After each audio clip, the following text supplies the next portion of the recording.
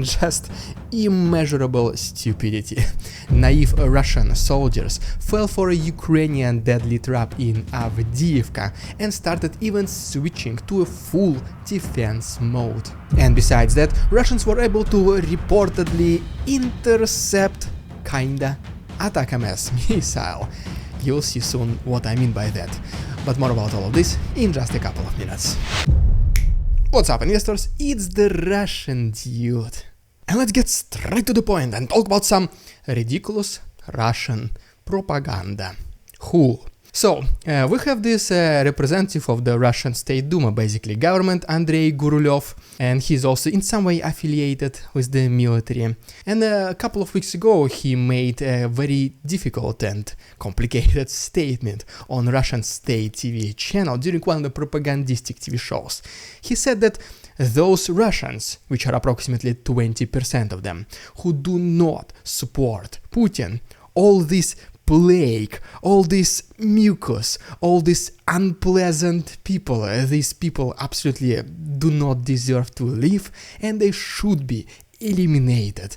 20% of the entire population of Russia, according to him. And even though he kinda faced a backlash from regular people of Russia, there was no official charging or any official statements from the authorities. Until recently. And they basically said, one of the courts in Russian Federation, they basically claim that this is only Mr. Gurulev's personal opinion. This does not reflect the state of conditions of the Russian authorities or definitely President Putin himself. That is why, I mean, if this is his personal opinion, why should we even prosecute him? Yes, that is literally what the Russian court stated. I mean, just think about it. A Russian authority urges the annihilation, the total destruction of the 20% population of its own country.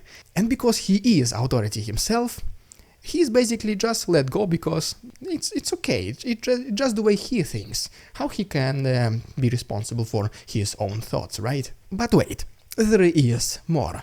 Because in St. Petersburg, one of guy befriended another guy, and then whenever he was trying to add him on Russian Facebook, he kinda saw his profile picture, which you can see on your screen. But because he was not in France yet, this picture was only a small one, minimized. And the guy basically thought that this shield this knight is holding represents Ukrainian flag and the Ukrainian trident symbol. And guess what? This friend appealed to the police station, saying that he thinks that this guy is the agent of Ukraine, and he came to Russia to spread Ukrainian propaganda. And you guessed it potentially right. The official investigation about the second man has been officially started by the Russian police. So pretty much you can see it right here, the justice of Russia. If you're the authority, you can urge the total destruction of the 20% of the population and they let you go. But if you're just a common regular peasant like us, you will be prosecuted if you wear something which represents blue and yellow colors. Simple as that. Well, there you have it. And now let's quickly talk about Russia putting its economy on the military tracks. Then we'll go to the south of Ukraine and talk about one of the front lines where the combat activities recently resumed. And then we'll go to the east of the country and talk about Russians falling for a Ukrainian deadly trap in Avdiivka. And so first of all, let's talk about Russian economy being put on military tracks. Right here, for example, in this first satellite image comparison, you can see a newly built factory in Kazan. And this place is where Russians will be primarily building and repairing their strategic bombers Tu-22 and Tu-160. Next we have a satellite image comparison from Irkutsk, where there is another newly built factory, where Russians will be also constructing and repairing Su-30 fighter jets. And ultimately is the satellite comparison from Kronstadt, where Russians will be also constructing unmanned aerial vehicles, commonly known as drones. And yes, you guessed it, all these factories are being constructed in the record breaking short period of time. At the same time, according to the British intelligence report, now it is 100% official that North Korea supplies weapons and munition to Russia, at least 1,000 containers at a time, which makes North Korea one of the biggest, if not the biggest supplier of weapons to Russia.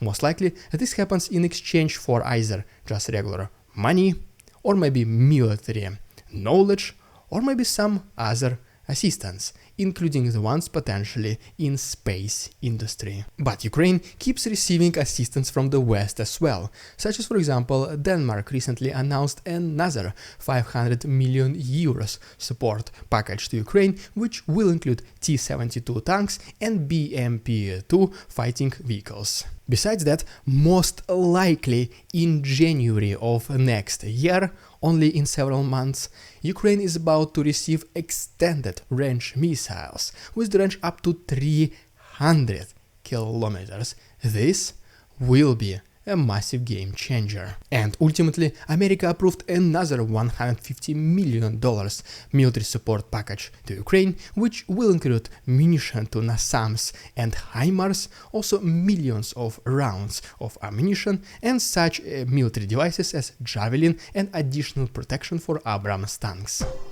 But okay, now let me give you an extremely quick update from the south, where attacks in one of the previous front lines finally resumed, and then we'll go to the east of the country. But first of all, guys, if you don't mind helping me out, can you please like this video and subscribe to my channel, because this shows a tremendous assistance to the work I do. Thank you so much. You can also follow me on Instagram to see how I live outside of YouTube. The link is down below.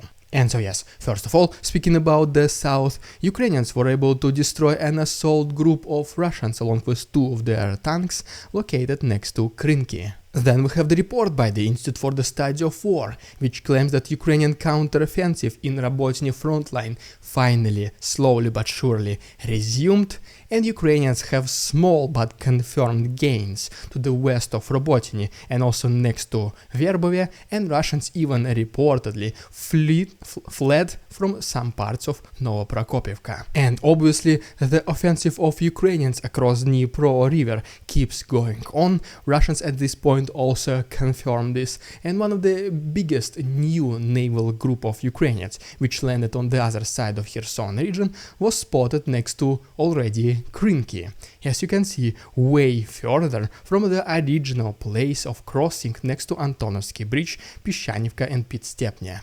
All this might seem insignificant, but in reality this is a pretty good news, because without a doubt all the attention of Russians right now is focused around Avdiivka and the east. So let's talk about this location right now.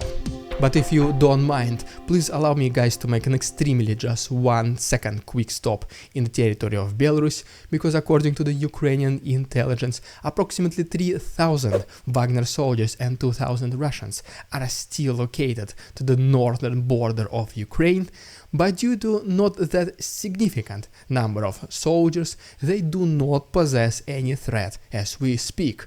Maximum what we can see is just small provocations across the border.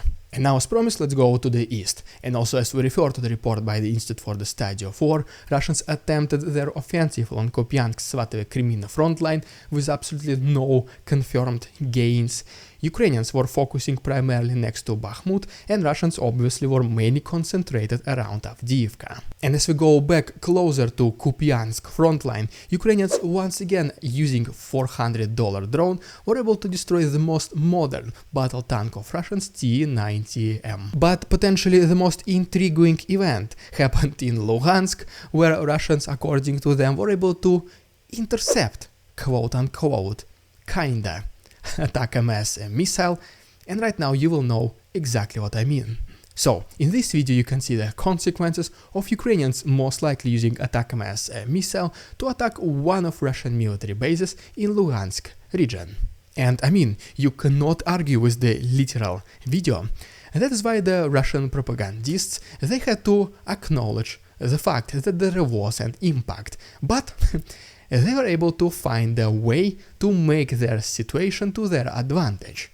Basically what they said, according to the Ministry of Defense of Russia, this is all according to also Russian propagandists, is that Russians were able to intercept these two ATACMS missiles using the position of their infantry next to the air defense systems.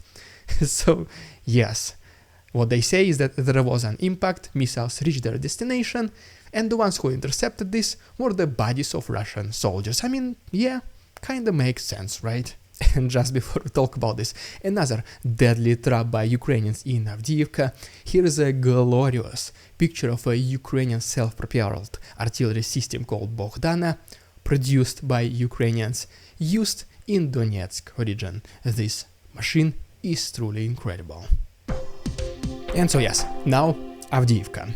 So, according to Ukrainian statistics, since October 10th, since Russians started their so-called offensive against this settlement, they reportedly lost at least 5,000 soldiers and approximately 400 units of military equipment in just a little bit over than 2 weeks. And while Russian propagandists continue to screech about that the Russian offensive in Avdiivka is absolutely victorious, glorious, and Ukrainians are being crushed with the brave Russian soldiers, right here we have the undeniable proof, the satellite images, that Russians started to switch to full offensive mode around Avdiivka, even though allegedly they are attacking.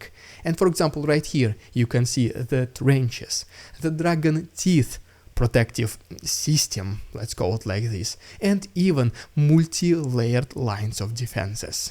And I mean, just think about it, Russians already spent 5,000 soldiers for pretty much non-existent offensive, capturing absolutely insignificant land, approximately right here and these small parts, once again at a cost of 5,000 soldiers. And if you remember from my previous video, they still continue pushing, but this time with absolutely way less support from the military vehicles and artillery. At this point it is pretty much just infantry trying to advance across the open fields. And Ukrainians obviously they continue to fight against them and protect their land, and at the same time they kinda bait them to continue advancing. Because after all, defending is as a general rule is always a little bit easier than doing the offensive operations. I mean, all Ukrainians need to do is just to sit in their trenches and military positions and use the artillery, tanks and drones to destroy these advancing Russian troops, once again almost in the open field, not even seeking the protection or being protected by their own artillery. But knowing the absolute obsession of the Russian authorities and military representatives with this kind of symbolic victories and the sacrifice of people, I do not think that they will abandon the idea of capturing Avdiivka anytime soon, making thousands more to be perished. And here is the most interesting part. Because the next Russian so-called presidential elections will be happening in March of 2024, there is no way there will be another mobilization in Russia until then. Which basically means that Ukrainians have several more months of completely crippling the Russian army in one small settlement, Avdiivka. And if you remember also from my previous episode, Ukrainians are planning to destroy the Russian logistics this winter, pretty much leaving them absolutely with no supplies in the upcoming very cold months. And so, what do we have at this very moment? First of all, thousands more Russians will be sacrificed in Avdiivka with no major reinforcements until March of next year. And you know what? Most likely not even March or even April, because mobilization itself might only start in the middle of the spring. It will take several months for the mobilization to actually conclude, to train, if any training will be completed for these soldiers, and then to actually bring them to Ukraine. And the only reinforcements that Russians can assemble right now are the ones existing already on the territory of Ukraine, such as for example in Kherson region or in Zaporozhye region, where Ukrainians, guess what, are also attacking, so Russians cannot leave those territories unprotected. But just once again, knowing the love of Russians for symbolic victories, Most likely they will rotate some forces, which by the way they already did previously from Kherson to Zaporozhye. So basically, who tells you that this might not happen again? And then Zaporozhye forces will be subsequently relocated to Avdiivka, and maybe even some eastern forces where there's a lot of Russians right now. By the way, they might also go closer to Avdiivka. All this inevitably spreads the Russian defenses across Ukrainian front lines extremely thin, and Ukrainians will just need to keep pushing. And also, once again, destroying the logistics of Russians using long-range missiles, such as ATACMS, leaving them with no supplies for the upcoming winter.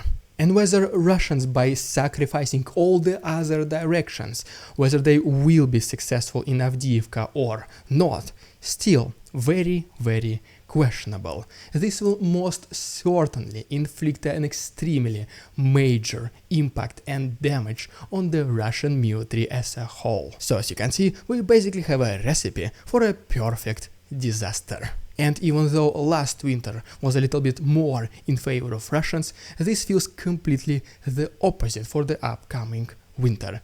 Ukrainians do have something up their sleeves, and it'll be very exciting to see what they can come up with. If you don't want to miss any of these extremely potentially good updates, can you please subscribe to my channel? It only takes one click.